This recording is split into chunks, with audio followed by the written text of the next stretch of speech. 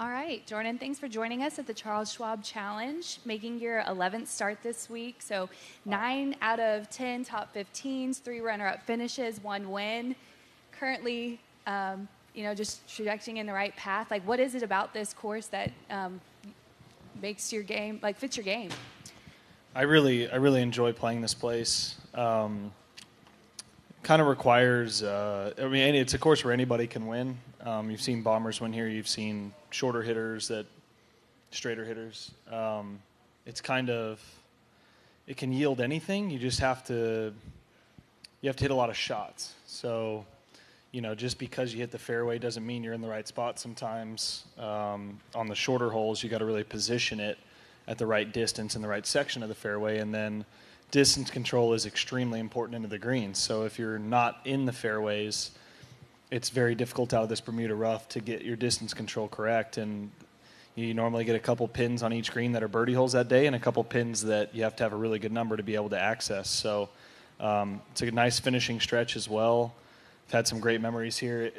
This week feels like a home game without maybe the extra that the Byron is for me. So I'm able to stay at home, but I also kind of feel the support without maybe the added ness that I kind of have always felt at the Byron. And then it's a course that has fit my game really well over the years. So, really excited. Game's been in a really good place this year, continuing on an upward trajectory, as you mentioned. And I had a little kind of halt for a couple weeks and didn't really have a lot of prep into last week, and it certainly showed my first couple rounds and some of the scoring stuff, some of the easier holes, some of the short game shots, and just matching line and speed. I had a lot of lip outs, a lot of people did, but it's just that little extra when you're playing a lot and maybe preparing a little bit better. I had some short, long, high, low, but I was very surprised at how well I struck the ball last week. So continuing that with some improvement on and around the greens would be the goal this week. What are your thoughts on this course about to undergo a huge renovation? What do you think that means for this club, for the tour? It's currently the longest-standing non-major on tour, so just what this course means to the tour. Yeah, I was Gil Hans was kind enough through my manager to send, a year and a half ago, the plans. Now I'm not sure how they've been updated since, but I always thought courses like this, Hilton Head, these classic courses that stand the test of time. It's like, what are you going to do to these places? I think that's kind of everyone's first response. And then I saw them, and it was like, wow, this looks really, really cool. It looks like it maintains the character of what Colonial is while creating, some excitement on some holes that maybe could use a little bit of adjusting. So changing a few of the tee lines where instead of as much of a straight shot, it kind of you see more of a working the ball into a fairway. And then I'm not sure how much is public, but I know the idea of flipping the nines and making the 8th hole into the 17th, and I think that might be the biggest change on the course from what I've seen. And it looks like it'd be a great par 3 to bring more of the creek and river into play. So I'm always a proponent of that. Last week at Oak Hill, you saw a renovation that was done extremely well and very highly regarded by, seems, critics and players alike. So change is sometimes better, sometimes not necessary. I think here Gil will do a really good job of maintaining the integrity while adding even some more character and modernization to it. You mentioned Oak Hill, so a lot of excitement around that, a lot of excitement building into this week with Michael Block. Just what was that like, seeing him play last week and then him getting the exemption this week?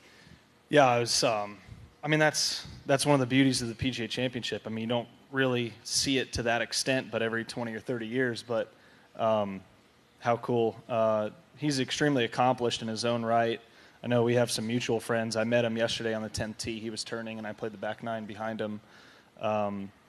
We were actually watching it while flying home, and when that happened, it had frozen before they had hit, and my phone was blowing up with my friends like, you got to be kidding me, no way. I'm like, what happened? They're like, he just dunked it on 15, and then you see that, just insane, absolutely insane. And I think what was so cool about that as a player that can get caught into, a decade out here and think of it as work more than play, is you saw how he embraced that entire week as and he's talked about it after, is like you'll look back and think of a couple weeks in your life, and this may be one of the best ones I ever had. And it's like, man, we get to do that every week. And I think if you can kind of help keep that perspective and be a little more like Michael Block week to week, it'd be a good thing for all of us. Awesome. Questions? Dean? Jordan wanted to ask, with your wrist setback, did that happen during the Wells Fargo, or was it not until after you got home that you No, it was realized? after I got home. I was just playing with my son, and I wasn't even like holding him or anything. I was just pushing myself off the ground, and while he was like laughing and going side to side, and something just popped and jammed, and then all of a sudden I couldn't move it and got on it right away and ended up with an MRI the next morning, and went through a few specialists and tried to figure out the right plan forward. And I was very shocked. I was able to. I was pretty surprised I was able to play last week. I mean, I think I talked to Cameron about it on Sunday before the tournament and said, hey, I think I might be up to 50-50. He's like, I still call you 25% yes, 75% no, to be honest, but we'll get there and see. And so I thought if I get through 4 rounds and I was not going to make anything worse or jeopardize anything going forward, then I thought it would be worth it, and you just never know. And it turns out you can't really kind of fake it into a major. You kind of really need to be as prepared as possible. And but I got better each day, and wrist held up really well. So at this point, I don't feel like I'm rushing things. I think I'm on par with following the docs I've talked to, and it's kind of a week-to-week thing because it's something that can get worse, and if it does, I need to cut it off immediately. But ideally, I make it through this stretch and then have a little break in the summer prior to the Scottish, and that rest will probably help a lot. But I'm doing a lot of recovery stuff day to day that I'm not used to doing, but it's been helping. Jordan, what is the nature of the injury? Was diagnosed a moderate grade tendon sheath tear. So there's a lot of other words that I do not have any idea what they mean that I had to get told to me like I was a 12-year-old trying to figure out what was going on. But it's a pretty vague thing because it can be very significant and it can be very insignificant. And, the tendon itself is in a really good spot, which is most important. And then there's some damage there, but not enough to be massively concerning as long as I'm listening to it. I decided I didn't want to.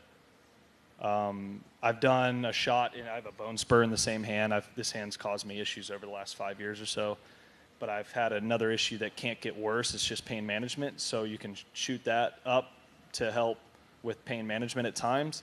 This is one I didn't want to do because it can get worse, and I needed to listen to it. So I've done nothing but Advil as far as anything to take for it, and then just a ton of manual therapy to ice, laser, stem, because it can heal itself, but there's not a lot of blood flow in the area, so sometimes it takes a little longer. So again, I just keep on staying in touch with specialists, and they would err on the side of caution, and if they're pretty comfortable and I feel good about it, then I say, why not play? Thanks.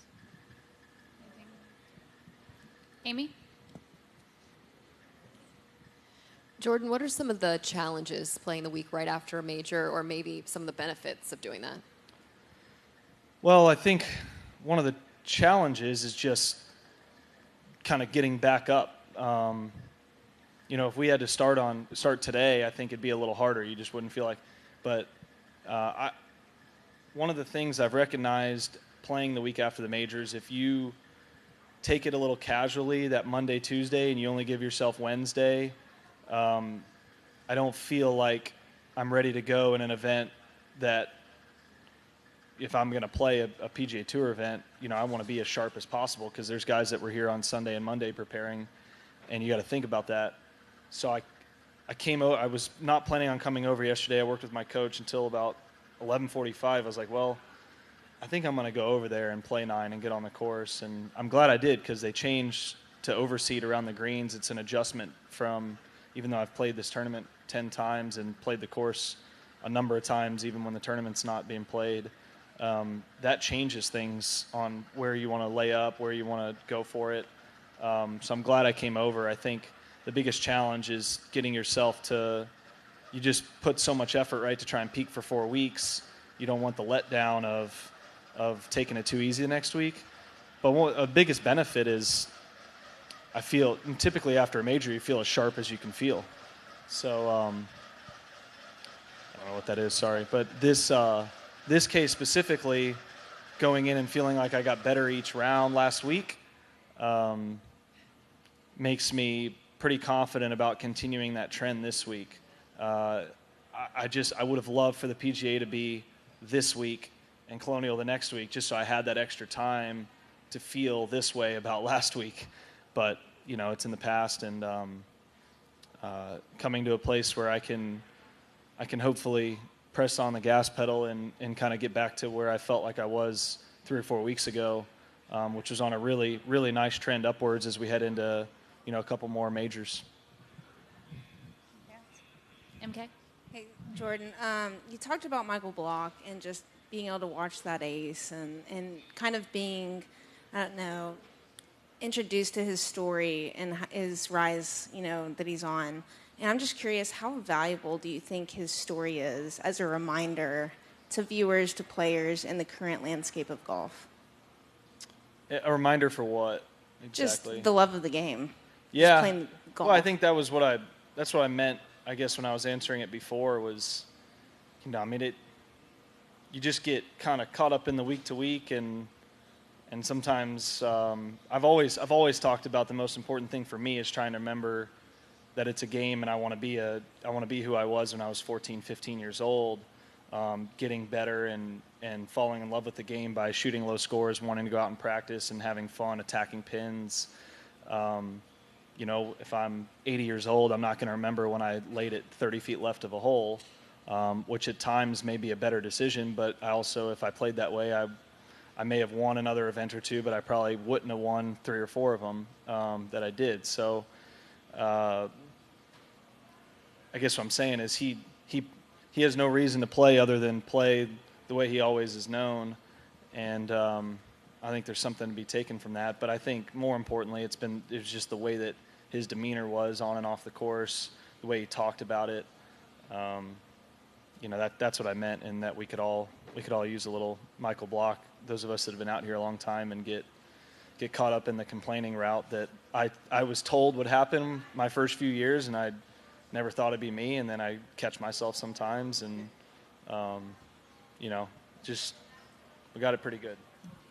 He said one of the coolest things was Michael Jordan reaching out to him and then him not really realizing it and having to scroll through his contacts. But that's when he said it was like surreal in a dream. You've been at this for a while. Is there anyone that had reached out to you pretty early on in your career where you were like, oh, this is real? Well, I guess after the Masters in 15, but I couldn't necessarily give you specifics, but my dad told Michael Jordan on the first tee of the Ryder Cup in 14 that he named me after him because he was his hero, so that was kind of cool. But that's, it's pretty neat. He's obviously a massive golf lover, built his own playground there at Grove 23, and I've been fortunate to play a couple rounds with him, and it's not surprising that he would do something like that.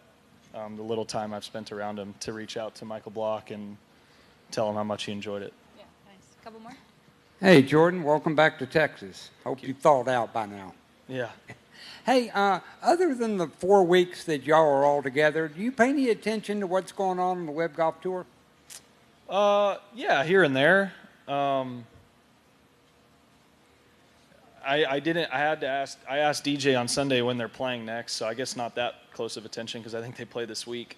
But I'm aware of who wins the tournament, but I don't know the team stuff. I don't necessarily know who's on whose team other than a couple different guys. I guess, yes and no. Like I've got a decent idea of who wins the tournament because it's around, but I don't know a whole lot other than that, like where they're playing, when their schedule is, who's on whose team. I know how their format works and stuff, but that's about it. Other than, being back in Texas and getting to sleep in your own bed or see your people, do you have a favorite church stop somewhere? This is one of my favorites, for the reasons I mentioned at the very beginning, where it feels like a home game without anything added. Next week's a pretty phenomenal one. Riviera is my favorite golf course consistently on the PGA Tour. Next week's about as good as it gets from a player experience. So yeah, this part of the year is really, really enjoyable. You get a couple home games, and Muirfield's pretty awesome. PGA mixed in there. So this is a really fun stretch to try and have your game on. All right. Thanks, Jordan. Appreciate it.